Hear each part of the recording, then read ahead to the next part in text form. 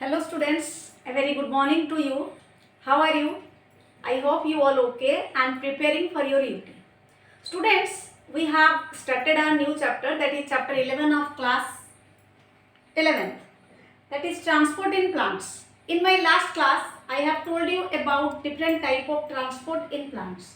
And we know that how different substances are taken by the plant, means through passive transport and through active transport. We already completed passive transport, in which we have studied about different type of movements by the molecules, that how they enter into the cell. Today we will study about active transport. It means, active means when transportation occurs actively. How actively? Means here utilization of energies occurs. If we define active transport, then how we will define it? Active transport can be defined as, it is the uphill transport. What do you mean by uphill? Here the term uphill means above. Means if, as I have told you through example, if I throw this chuck from this side, then it will require no energy. But if I put this chuck again from the ground, then I need energy. So in active transport, exactly what happens? Uphill means when we walk up into a hill or towards a hill, means when we go above, that requires energy. But when we go down, that will not require energy. Exactly in case of plants also, some substances, some nutrients can't be taken passively. That's why here active transport is used, means of active transport. So this is, we can define as, it is the uphill transport, means against the gradient. Gradient means concentration gradient. Suppose you can see, here is the membrane, here is the cell and here is the membrane. Here some substances are present which is needed by the cell membrane. Then how it will take it? As we know, it can't be go through this. So here it will utilizes its energy in the form of ATP to come or to bring it inside the cell. That's why we can say that it is uphill transport, means against the gradient. It means the movement of substances from low concentration to high concentration. Means if the solute is less in an area and it have to go to the area where more solute is present. So here it is impossible, but still as the cell requires, so use ATP and brings these molecules inside the cell. That's why we can say that it is uphill transport, means when we throw a stone from ground to above, that will need energy. Exactly the plant takes nutrition or other minerals through uphill transport. Do you understand? That is against the concentration gradient. As I have told you, it uses ATP and movable carrier proteins called pumps. ATP, adenosine triphosphate, which is known as energy currency of the cell. During when photosynthesis not occur, plant uses this ATP or utilizes this ATP. And this ATP not only helps in the transportation but also helps in the different activities that take place inside the plant. So here we can say that second point, first point uphill transport, second point uses ATP and movable carrier proteins, means pumps. Pumps means here you should understand that some nutrients or some minerals are present in large amount inside the cell.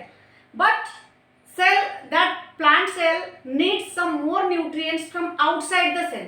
That's why it have to release some ions and bring some ions from outside. That's why, suppose for example, here we can see this is the cell membrane, this is the cell membrane, and inside the cell sodium is maximum. Sodium is maximum. But the cell requires potassium, which is outside the cell membrane. So what should it have to do to get these potassiums? So it releases the sodium and brings the potassium inside it. Means 3 sodiums are released to take 2 potassiums, as potassium is required by the cell. As it is required, so it needs to expend its ATP to bring this potassium inside the cell. Clear? So this point explains that movable carrier protein are pumps. We can say that they are the pumps. Movable carrier protein means in passive transport you have studied about different type of porins, water channels, transport protein. Here the proteins are help in the movement of these minerals, means they take out the sodium. Suppose for example they take out sodium and take in potassium, means here instead of 3 potassium are released, and sorry, through 3 sodium are released and 2 potassium are enter into the cell, and that is through the protein, and that is acts as pumps, means release and take, release and take. Next is your, it is faster than passive transport. As we know, in passive transport there is no utilization of energy, only the movement occur till it doesn't reach at the equilibrium, means inside the cell and outside the cell. When it reaches into the equilibrium, then the process will stop. But here in active transport, it is more faster. Why? As in active transport, ATP is uses. But in passive transport, no ATP is uses. That's why we can say that it is more faster than passive transport. Next, we will study about osmosis. You studied about osmosis in previous classes, in class 10, in class 9. This is in class 9, that osmosis means this is also follows diffusion. But the main difference is diffusion occurs within the cell. Clear? But osmosis occurs within the cell and the outside membrane, having a special membrane which is called as cell membrane or semi-permeable membrane. This is the main difference you should have to remember. In diffusion, there is no cell membrane is present. It means movement occurs from the region of high concentration to low concentration. Here also, the movement of ions or molecules or substances or particles, whatever you can say, have to move through a special membrane. Suppose this is a membrane.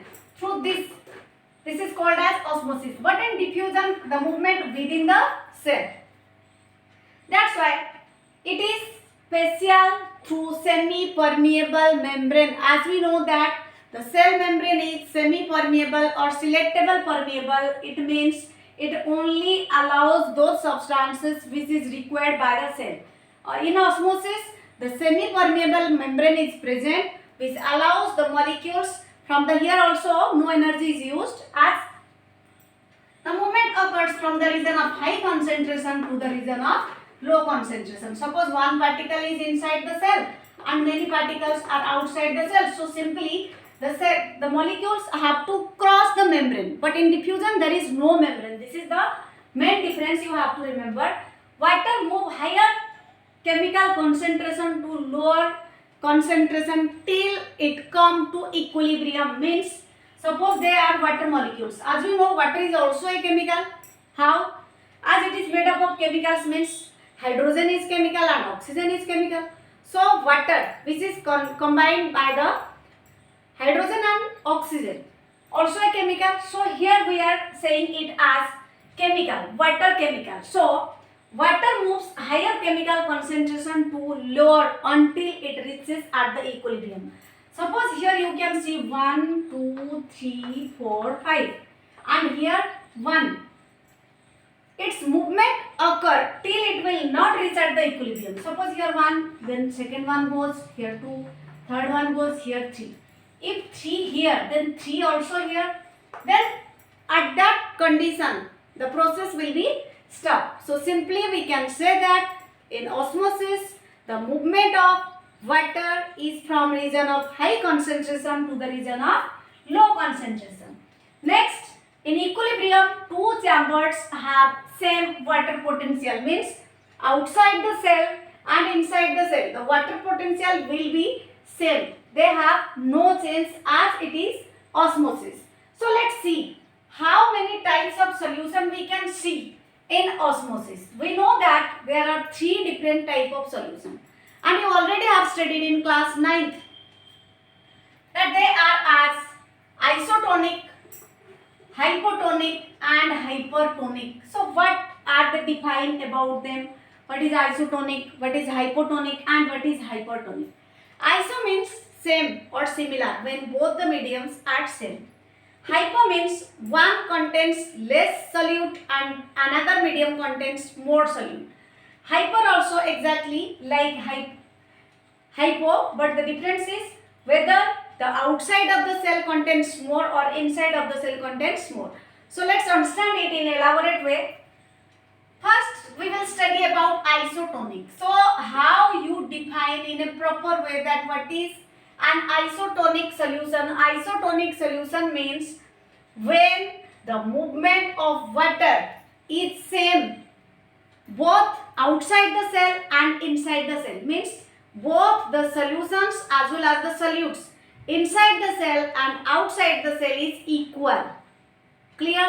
When both the solutes and solutions are equal means outside and inside the cell. This is called as isotonic. You can see the diagram. This is the cell and this is the outside membrane or outer membrane of the cell, and inside the cell you can see this is the water vacuole and this is the nucleus. Here water enters and water releases, means same amount of water enters and same amount of water is released. So here no change will occur. That's why this condition is called as flaccid. Clear, students?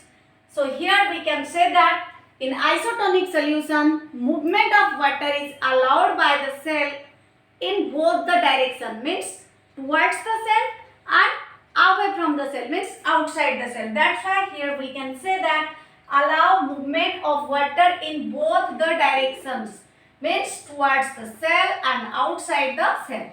Next one is your turgid, that is shown by hypotonic solution. We are studying about different solutions of osmosis and there are three types: isotonic, hypotonic and hypertonic. I have told you here isotonic means when equal movement of water occurs inside the cell and outside the cell. Here hypotonic solution, what is happen in this?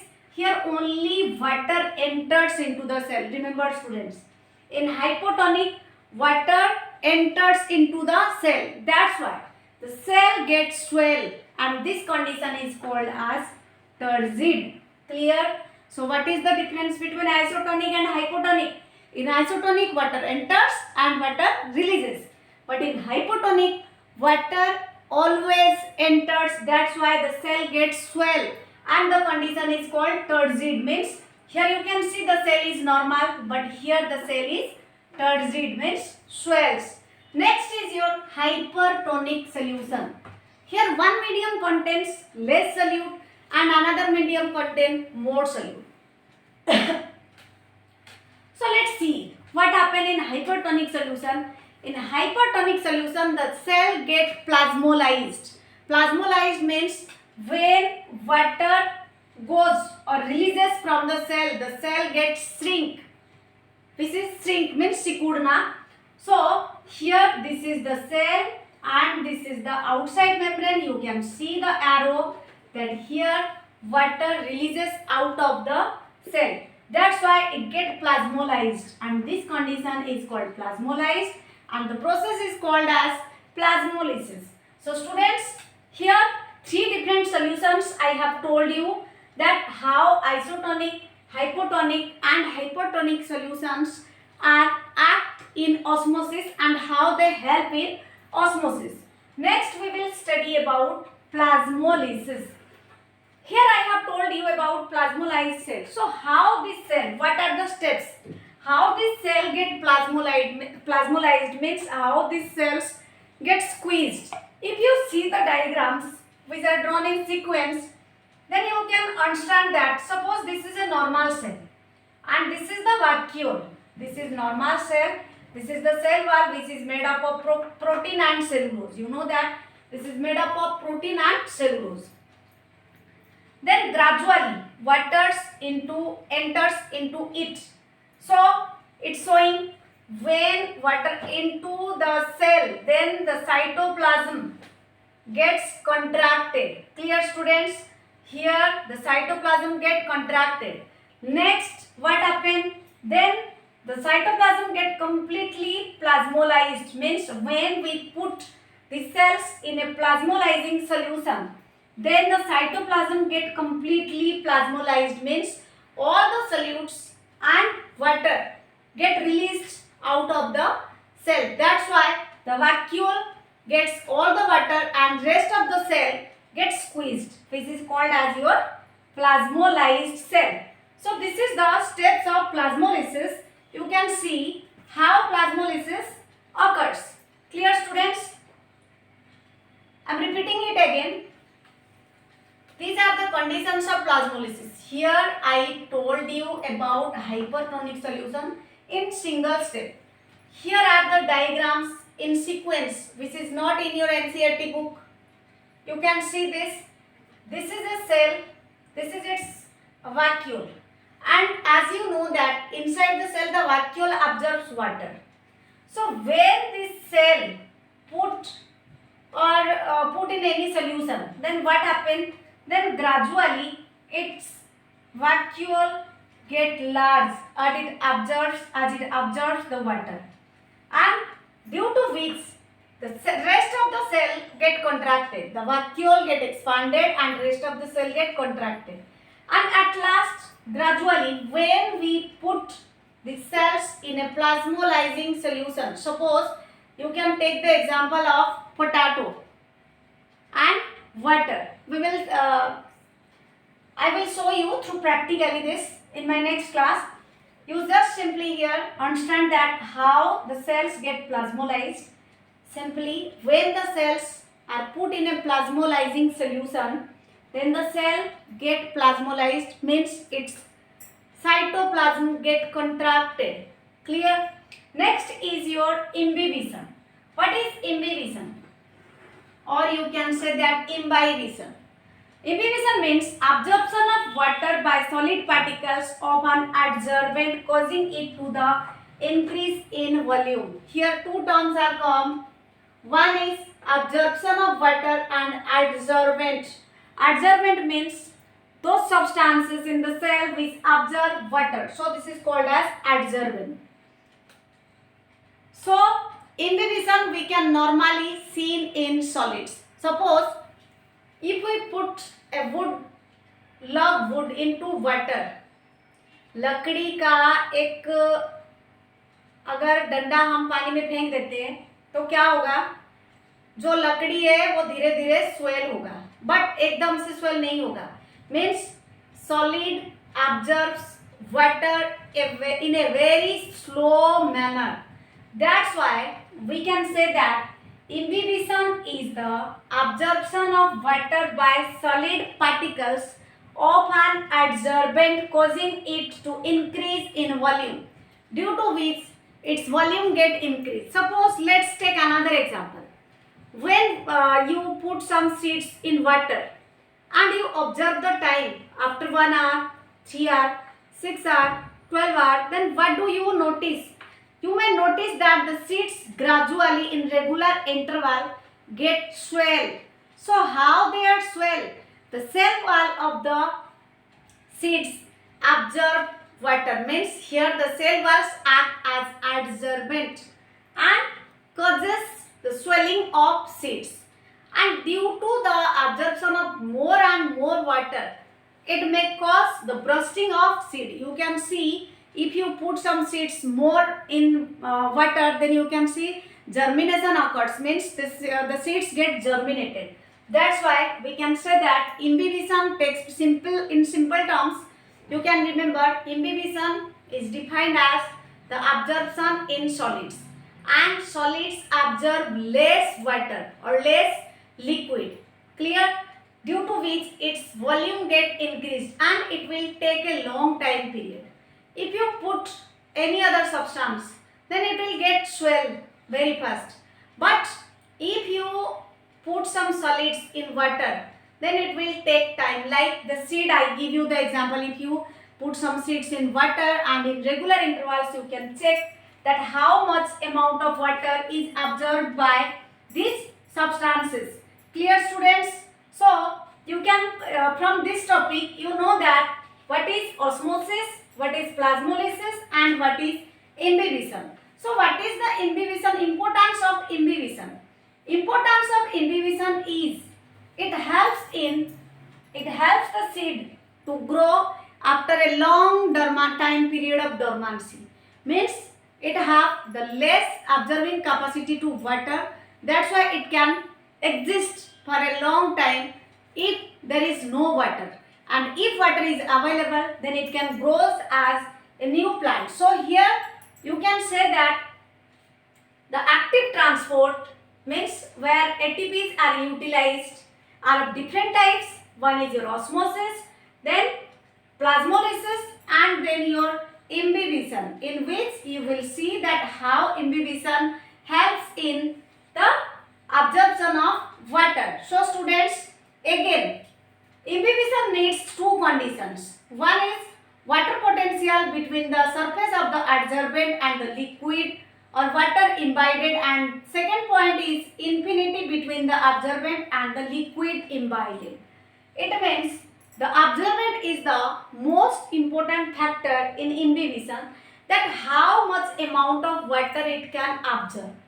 So if the cell wall is thick and made up of cellulose and it is takes a long time period, again the medium, as I have told you, water, whether water is less or more. If water is less, then it will absorb very less water, and water is more, then it absorbs more water. So students, this is all about your imbibition. In our next class, we will study about water potential.